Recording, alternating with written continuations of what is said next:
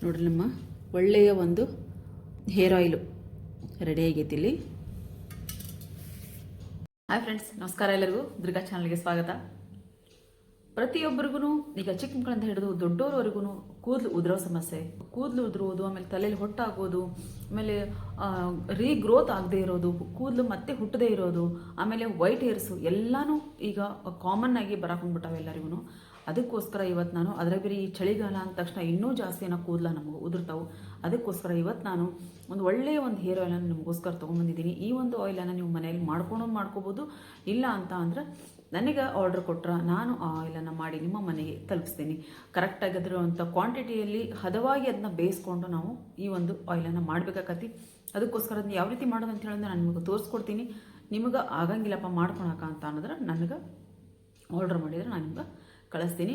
ಈ ತಲೆ ಹೊಟ್ಟು ಬರೋದೇ ಕಡಿಮೆ ಮಾಡ್ತೈತಿ, ಆಮೇಲೆ ಈ ಒಂದು ಕೂದಲು ಉದುರೋದು ಕಡಿಮೆ ಮಾಡ್ತೈತಿ, ಆಮೇಲೆ ಕೂದಲು ರೀಗ್ರೋತ್ ಆಗೋದಕ್ಕೆ ಸಹಾಯ ಮಾಡ್ತೈತಿ. ಒಂದು ಎಷ್ಟು ಘಮ ಅಂತೈತೆ ಅಂದ್ರೆ ಆಯಿಲು ಮಾಡಿದಾಗ ಗೊತ್ತಾಗುತ್ತೆ.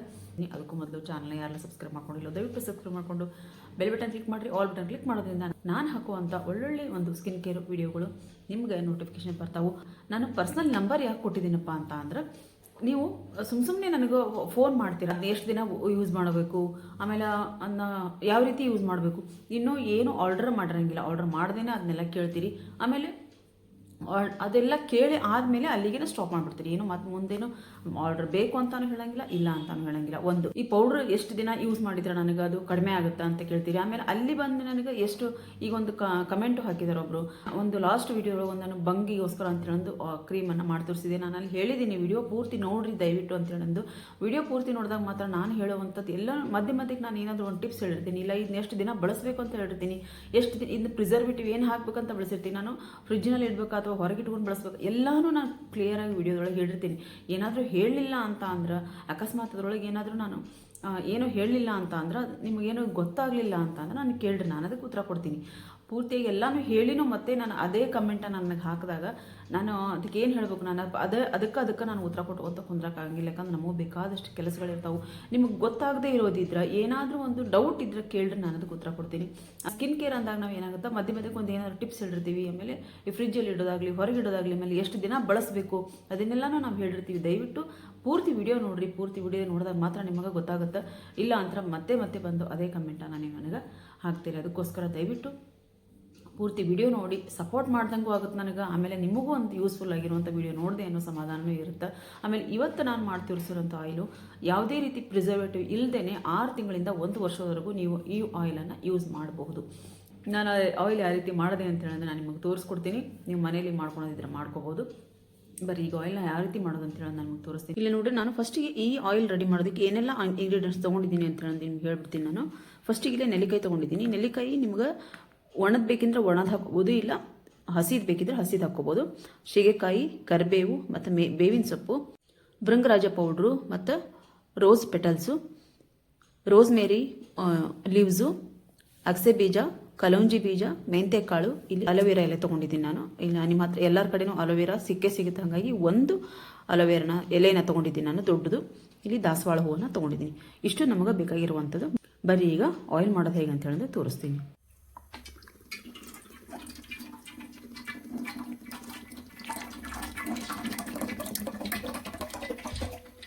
ನನಗೆ ಎಣ್ಣೆನ ಹಾಕ್ಕೊಂಡಿದ್ದೀನಿ. 2 ದೊಡ್ಡ ನೆಲ್ಲಿಕಾಯಿನ ಹಾಕ್ಕೊಂಡಿದ್ದೀನಿ. ಆಮೇಲೆ ಅದ್ರ ಜೊತೆಗೆ 2 ನೆಲ್ಲಿಕಾಯಿ ಮತ್ತು ಇಲ್ಲಿ ಅಲೋವೆರಾ ಜೆಲ್ ನೋಡ್ರಿ, ಅಲೋವೆರಾ ಐತಿ. ಅಲೋವೆರಾ ಎರಡೂ ನಾನು ಇದ್ರಾಗ ಹಾಕ್ಕೊತೀನಿ. ಹಾಕ್ಕೊಂಡು ಇದ್ರ ಸ್ವಲ್ಪ ಕುದಿ ಬರಬೇಕು. ಕುದಿ ಬಂದ ನಂತರ ನಾನು ಬೇರೆ ಎಲ್ಲ ಇಂಗ್ರೀಡಿಯೆಂಟ್ಸನ್ನು ಹಾಕ್ತೀನಿ ಇದ್ರೊಳಗೆ. ಇಲ್ಲಿ ನೋಡ್ರಿ, ಪೂರ್ತಿಯಾಗಿ ಇದು ಇಷ್ಟು ಕುದಿ ಹಾಕೊಂಡ ಮೇಲೆ ಸಾಮಗ್ರಿನ ಇದಕ್ಕೆ ಹಾಕ್ತೀನಿ ನಾನು. ನೋಡ್ರಿ, ಕರಿಬೇವು, ಶಿಕಾಕಾಯಿ, ಮೆಂತ್ಯ, ಕಲೌಂಜಿ ಎಲ್ಲನೂ ಪ್ರತಿಯೊಂದನ್ನು ಇದಕ್ಕೆ ನಾವು ಹಾಕ್ಬಿಡೋಣ. ಅಷ್ಟು ಹಾಕಿದ್ನ ಸಣ್ಣ ಉರಿ ಒಳಗೆ ನಾವು ಕುದಿಸ್ಕೋಬೇಕಾಗತ್ತೆ. ನೀವು ಹಸಿ ನೆಲ್ಲಿಕಾಯಿ ಇಲ್ಲ ಅಂತ ಅಂದರೆ ಒಣ ನೆಲ್ಲಿಕಾಯಿನೂ ಇಲ್ಲಿ ನೀವು ಹಾಕ್ಕೋಬೋದು. ಇಷ್ಟನ್ನು ಹಾಕಿ ನಾನು ಚೆನ್ನಾಗಿ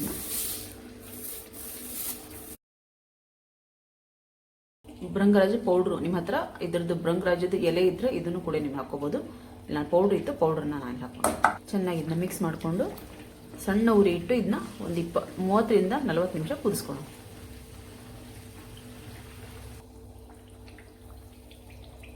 ಇಲ್ಲಿ ನೋಡಲಿ ಸಣ್ಣ ಉರಿ ಒಳಗೆ ಇದನ್ನ ಕುದಿಸಾಕೊಂತೀನಿ. ಎಷ್ಟು ಘಮ ಘಮ ಅನ್ನಕೊಂತೈತಿ ಅಂದ್ರೆ ಆಯಿಲು, ಆಹಾ ಇದು ಮಾಡಿದಾಗಲೇ ಗೊತ್ತಾಗುತ್ತೆ ಖರೇನ. ಇಲ್ಲಿ ನೋಡ್ರಿ ಕರೆಕ್ಟಾಗಿ ಈ ಆಯಿಲು ನಾನು ಟೈಮ್ ಹಚ್ಚಿ ಈ ಆಯಿಲನ್ನು ನಾನು ಕುದಿಸ್ಕೊಂಡಿನಿ. ನೋಡಲಿ ಪೂರ್ತಿಯಾಗಿ ನಾವು ಬ್ಲ್ಯಾಕ್ ಆಗೋ ರೀತಿ ನಾವು ಇದನ್ನ ಆಯಿಲನ್ನು ಕುದಿಸ್ಕೋಬಾರ್ದು, ಇಷ್ಟ ಆದ್ರೆ ಸಾಕು. ಈಗ ನಾನು ಇದನ್ನ ಗ್ಯಾಸ್ ಆಫ್ ಮಾಡಿ ಕೆಳಗಿಳಿಸ್ಕೊತೀನಿ. ಇಲ್ಲಿ ನೋಡ್ರಿ ಇದು ಪೂರ್ತಿಯಾಗಿ ಇನ್ನೂ ಆಯಿಲ್ ಆರಿಲ್ಲ ಅಂದ್ರೆ ಒಂದು ಸ್ವಲ್ಪ ಬೆಚ್ಚಗಿರ್ತಾನೆ, ಒಂದು 50% ಒಂದು ಆ ರೀತಿ ಅಂತ ಅಂದಾಗ ಈ ಆಯಿಲನ್ನು ನಾವು ಹಾಕೋಬೇಕತಿ. ಇಲ್ಲ ಉಗುರು ಬೆಚ್ಚಗೆ ಇರೋ ಮಟ್ಟ ನಾವು ಇದನ್ನ ಇದ್ರೊಳಗೆ ಬಿಟ್ಟು ಪೂರ್ತಿಯಾಗಿ ಹಂಗೆ ನಾವು ರಾತ್ರಿ ಕುದಿಸಿ ಇದ್ರೊಳಗೆ ಬಿಟ್ಟು ಬೆಳಗ್ಗೆ ಎದ್ದು ನಾವು ಸೋಸ್ಕೊಂಡಾಗ ಏನಾಗುತ್ತೆ, ಇದು ಪೂರ್ತಿಯಾಗಿ ಇದು ಏನಿದು ಹರ್ಬ್ಸ್ ಇರ್ತೈತಲ್ಲ ಇದೆಲ್ಲವೂ ಆಯಿಲ್ನ ಹೀರ್ಕೊಂಡ್ಬಿಡ್ತೈತೆ. ಅದಕ್ಕೋಸ್ಕರ ಇದು ಸ್ವಲ್ಪ ಆರೋ ಮಟ್ಟ ಬಿಟ್ಟು ಅಷ್ಟೇ ಸಾಕು. ನೀವು ಆರಿದ ಮೇಲೆ ನಾನು ಇದನ್ನ ಸೋಸ್ಕೊತೀನಿ. ಸ್ವಲ್ಪ ಇದು ಆರೈತಿ ಈಗ ಅಂದರೆ ನಮ್ಮ ಕೈಗೆ ಮುಟ್ಟಕ್ಕೆ ಬರಬೇಕು ಅಷ್ಟಿದ್ರೆ ಇದು ಸಾಕು. ಈ ರೀತಿ ನಾವು ಮುಟ್ಟಿದ್ರೆ ಕೈಗೆ ನಾವು ಬಿಸಿ ತಾಕಬಾರ್ದು, ಆ ರೀತಿ ನಾವು ಇಷ್ಟಿದ್ರೆ ಸಾಕು. ನಾನು ಇದನ್ನ ಸೋಸ್ಕೊತೀನಿ. ಈಗ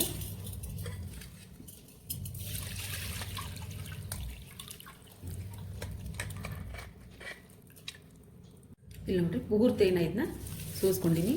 ಇದನ್ನ ಹಿಂಗೆ ಚೆಲ್ಲಕ್ಕೆ ಹೋಗ್ಬೇಡ್ರಿ ನೀವು. ಇದನ್ನ ಇನ್ನೂ ನೀವು ಒಂದು ಕಡೆ ಈ ಡಬ್ರಿ ಒಳಗೆ ನಾವು ಬೇರೆ ಪಾತ್ರೆ ಆಗಲಿ ಡಬ್ರಿ ಆಗಲಿ ಈ ರೀತಿಯಾಗಿ ನಾವು ಇಟ್ಕೊಂಡ್ವಿ ಅಂದ್ರೆ ಇನ್ನೂ ಇದ್ರೊಳಗೆ ಆಯಿಲ್ ಇರುತ್ತೆ.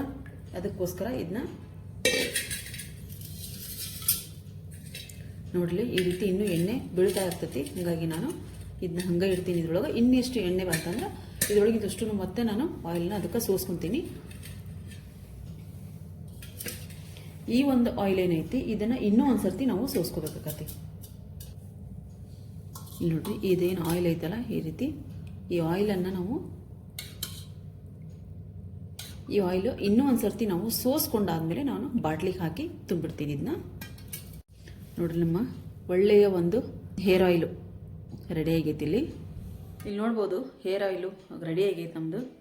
ಎಷ್ಟು ಘಮ ಘಮ ಅಂತಂದ್ರೆ ಫ್ರೆಂಡ್ಸ್ ಭಾಳನ ಎಷ್ಟು ಘಮ ಘಮ ಅನ್ನೋದಂದ್ರೆ ಇದು ಆಯಿಲು ನಿಜವಾಗ್ಲೂ ಇದು ಒಂದು ರೀತಿ ಮನ್ಯಾಗ ಮಾಡಿ ನೋಡಿದ್ರೆ ಇಲ್ಲ ಈ ಆಯಿಲನ್ನು ತೊಗೊಂಡಾಗ ಮಾತ್ರ ನಿಮಗೆ ಗೊತ್ತಾಗುತ್ತೆ ಎಷ್ಟು ಘಮ ಘಮ ಅಂತೈತೆ ಅಂತ ಹೇಳಂದು. ಇದರೊಳಗೆ ಎಲ್ಲ ರೀತಿಯಾಗಿರುವಂಥ ಒಂದು ಹರ್ಬ್ಸ್ ಹಾಕಿರೋದ್ರಿಂದ ನಮ್ಮ ಕೂದಲನ್ನು ಶೈನ್ ಮಾಡುತ್ತೆ ಮತ್ತು ಸ್ಮೂತ್ ಮಾಡುತ್ತೆ. ತಲೆಯಲ್ಲಿರುವಂಥ ಹೊಟ್ಟನ್ನು ಕಡಿಮೆ ಮಾಡ್ತೈತಿ.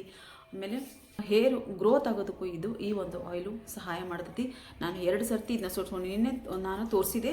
ಫಸ್ಟಿಗೆ ಸೋಸಿದಾಗ ನೋಡಲಿ ಮತ್ತೆ ಕೆಳಗೆ ಫಸ್ಟಿಗೆ ಸೋಸಿದ್ದೆ ನಾನು. ಸೋಸಿ ತೆಗೆದಾದ್ಮೇಲೆ ಮತ್ತೆ ಇದರಲ್ಲಿ ಮತ್ತೊಂದು ಸರ್ತಿ ಸೋಸ್ಕೊಂಡು ನಾನು ನೋಡಲಿ ಎಷ್ಟೆಲ್ಲ ಪೂರ್ತಿಯಾಗಿ ತಳದಾಗ ಎದ್ದು ಕುತ್ಕೊಂಡಿತ್ತು. ಮತ್ತೆ ಒಂದು ಸರ್ತಿ ಬೇರೆದಕ್ಕೆ ಸೋಸ್ಕೊಂಡು ಈ ಒಂದು ಬಾಟ್ಲಿಗೆ ನಾನು ತುಂಬಿಟ್ಕೊಂಡಿದ್ದೀನಿ. ಈಗ ನಾವು ಪ್ರತಿದಿನ ಇದನ್ನ ಯೂಸ್ ಮಾಡ್ಬೋದು. ಈ ಒಂದು ಆಯಿಲ್ ನಾವು ಬರೀ ನಾವು ಕೂದಲಿಗೆ ಅಷ್ಟೇ ಹಚ್ಚೋದಲ್ಲ, ನಮ್ಮ ಕೂದಲಿನ ಬುಡಕ್ಕೆ ಅಂದ್ರೆ ನಾವು ಈ ರೀತಿ ಪಾರ್ಟಿಷನ್ ಮಾಡ್ಕೊಂಡು ಈ ರೀತಿ ನಾವು ಇದನ್ನ ಕೂದಲಿಗೆ ಹಚ್ಕೋಬೇಕಾಗತ್ತಿ. ನೋಡ್ರಿ ಈ ರೀತಿಯಾಗಿ ನಾವು ಒಂದು ಬಟ್ಲಲ್ಲಿ ಎಣ್ಣೆ ತೊಗೊಂಡು ನಾವು ನೋಡ್ರಿ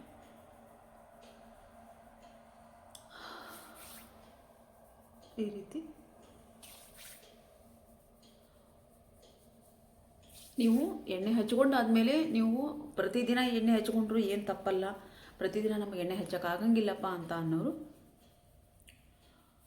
ರಾತ್ರಿ ಹಚ್ಚಿ ಚೆನ್ನಾಗಿ ಮಸಾಜ್ ಮಾಡಬೇಕು. ಆಮೇಲೆ ಕೂದಲು ಬುಡಕ್ಕಷ್ಟೇ ಹಚ್ಚೋದಲ್ಲ, ನಾವು ಪೂರ್ತಿ ನಾವು ಕೂದಲಿಗೂ ಈ ರೀತಿ ನಾವು ಹಚ್ಚಬೇಕಾಗತ್ತೆ. ಆಯಿಲನ್ನು ಹಚ್ಚಿ ಪೂರ್ತಿ ತುದಿಗೂ ನಾವು ಇಲ್ಲಿ ಹಚ್ಚಬೇಕಾಗತ್ತೆ. ಈ ರೀತಿ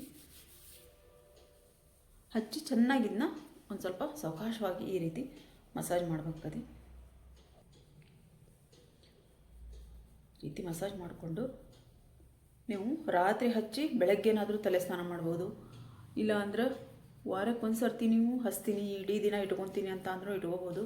ಬಹಳನೇ ನಾನಂತೂ ಪ್ರತಿದಿನ ಹಚ್ತೀನಿ ಆಯಿಲ್ ಪ್ರತಿದಿನ ನಾನು ಯೂಸ್ ಮಾಡೋದ್ರಿಂದ ನಮ್ಮ ಕೂದಲು ಚೆನ್ನಾಗಿರ್ತಾವೆ. ಕರೆ ಅಂದರೆ ಆಯಿಲ್ ಹಚ್ಕೊಂಡು ನಮ್ಗೆ ಹೊರಗೆ ಹೋಗೋಕ್ಕಾಗಂಗಿಲ್ಲ ಅಂತ ಅನ್ನೋರು ನಾವು ಕೂದಲಿಗೆ ಎಣ್ಣೆ ಹಾಕ್ತೀವಿ ಅಂತ ಅಂದ್ರೆ ನಾವೀಗ ಗಿಡಕ್ಕೆ ನೀರು ಹಾಕಿದಾಗ ಚೆನ್ನಾಗಿ ಬೆಳಿತೈತಿ ಗಿಡ.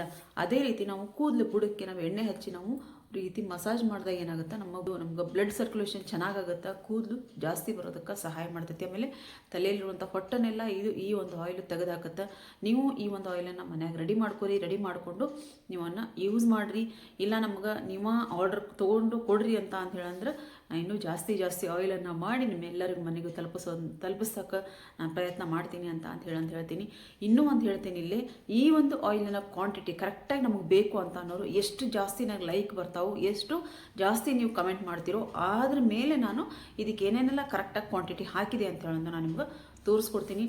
ಎಲ್ಲರೂ ವಿಡಿಯೋ ನೋಡ್ತೀರಾ, ಕಮೆಂಟ್ ಮಾಡೋಂಗಿಲ್ಲ ಮತ್ತು ಲೈಕ್ ಮಾಡೋಂಗಿಲ್ಲ. ಅದಕ್ಕೋಸ್ಕರ ಈ ಒಂದು ಕ್ವಾಂಟಿಟಿನ ನಾನು ಕರೆಕ್ಟಾಗಿ ಇಲ್ಲಿ ಹೇಳಿಲ್ಲ ನಾನು. ನೀವು ಯಾರೆಲ್ಲ ನಿಮಗೆ ಈ ಒಂದು ಆಯಿಲ್ ನಾವು ಮನ್ಯಾಗ ಮಾಡ್ಕೊತೀವಪ್ಪ, ನಮ್ಗೆ ಈ ಕ್ವಾಂಟಿಟಿನ ಕರೆಕ್ಟಾಗಿ ಹೇಳ್ರಿ ಅಂತ ಹೇಳೋದು ಜಾಸ್ತಿ ಕಮೆಂಟು ಜಾಸ್ತಿ ಲೈಕ್ ಬಂದಾಗ ಮಾತ್ರ ನಾನು ಈ ಒಂದು ಆಯಿಲಿನ ಒಂದು ಇದನ್ನು ನನಗೆ ಕರೆಕ್ಟಾಗಿ ಕ್ವಾಂಟಿಟಿ ಎಷ್ಟು ಎಣ್ಣೆಗೆ ಎಷ್ಟು ನಾನು ಈ ಒಂದು ಪದಾರ್ಥಗಳನ್ನ ಹಾಕಿದೆ ಅಂತ ಹೇಳೋದು ಕರೆಕ್ಟ್ ಮಾಹಿತಿನ ಕೊಡ್ತೀನಿ. ದಯವಿಟ್ಟು ಎಷ್ಟು ಕಮೆಂಟು ಎಷ್ಟು ಲೈಕ್ಸ್ ಬರ್ತಾವೋ ಅದ್ರ ಮೇಲೆ ಈ ಒಂದು ಆಯಿಲಿನ ಒಂದು ಅಳತೆನ ನಾನು ನಿಮಗೆ ಹೇಳ್ಕೊಡ್ತೀನಿ ಅಂತ ಹೇಳ್ತೀನಿ. ಜನ ವಿಡಿಯೋ ನೋಡ್ತೀರಾ ಆದರೆ ಲೈಕ್ ಮಾಡೋಂಗಿಲ್ಲ ಮತ್ತು ಕಮೆಂಟ್ ಕೊಡೋಂಗಿಲ್ಲ, ಕಮೆಂಟ್ ಮಾಡೋಂಗಿಲ್ಲ. ಅದಕ್ಕೋಸ್ಕರ ನಾನು ಇವತ್ತು ಈ ಒಂದು ಆಯಿಲಿನ ಕ್ವಾಂಟಿಟಿನ ನಾನು ನಿಮಗೆ ಕರೆಕ್ಟಾಗಿ ಹೇಳಿಲ್ಲ. ಯಾರೆಲ್ಲ ಕಮೆಂಟ್ ಮಾಡ್ತೀರಿ ಮತ್ತು ಲೈಕ್ ಮಾಡಿ ನಮಗೆ ಈ ಒಂದು ಕ್ವಾಂಟಿಟಿನ ಹೇಳ್ರಿ ಕರೆಕ್ಟಾಗಿ ಅಂತ ಅಂದಾಗ ಮಾತ್ರ ನಾನು ಈ ಒಂದು ಕರೆಕ್ಟಾಗಿ ಇರುವಂಥ ಈ ಅಳತೆ ನಾನು ನಿಮಗೆಲ್ಲರಿಗೂ ಹೇಳ್ಕೊಡ್ತೀನಿ. ನೀವು ಮನೇಲಿ ಈ ಒಂದು ಆಯಿಲನ್ನು ನೀವು ರೆಡಿ ಮಾಡ್ಕೋಬೋದು. ಇಲ್ಲಪ್ಪ ನಮ್ಮ ಮಾಡ್ಕೊಳಕ್ಕಾಗಂಗಿಲ್ಲ, ನೀವು ಮಾಡಿಕೊಡ್ರಿ ಅಂತ ಅಂದ್ರೆ ಹಾಗೂ ನಾನು ಮಾಡಿಕೊಡ್ತೀನಿ. ದಯವಿಟ್ಟು ಎಲ್ಲರೂ ಪೂರ್ತಿ ವಿಡಿಯೋ ನೋಡ್ರಿ, ಸಪೋರ್ಟ್ ಮಾಡಿರಿ ಅಂತ ಹೇಳ್ತಾ ಈ ವಿಡಿಯೋನ ಇಲ್ಲಿಗೆ ಏನು ಮಾಡ್ತಿದ್ದೀನಿ. ವಿಡಿಯೋ ಎಲ್ಲರಿಗೂ ಇಷ್ಟ ಆಗಿದೆ ಅಂತ ತಿಳ್ಕೊಂಡಿದ್ದೀನಿ. ಇಷ್ಟ ಆದರೆ ದಯವಿಟ್ಟು ಒಂದು ಲೈಕ್ ಮಾಡಿರಿ, ಹಂಗೆ ಶೇರ್ ಮಾಡಿರಿ, ಕಮೆಂಟ್ ಬಾಕ್ಸಲ್ಲಿ ಕಮೆಂಟ್ ಹಾಕೋದನ್ನು ಮರಿಬೇಡಿ. ಮತ್ತೆ ಮುಂದೆ ಒಂದು ಒಳ್ಳೆಯ skin care, hair care, health care ವಿಡಿಯೋದೊಂದಿಗೆ ನಾನು ಬರ್ತೀನಿ. ಅಲ್ಲಿವರೆಗೂ ಬಾಯ್ ಫ್ರೆಂಡ್ಸ್, ಬಾಯ್.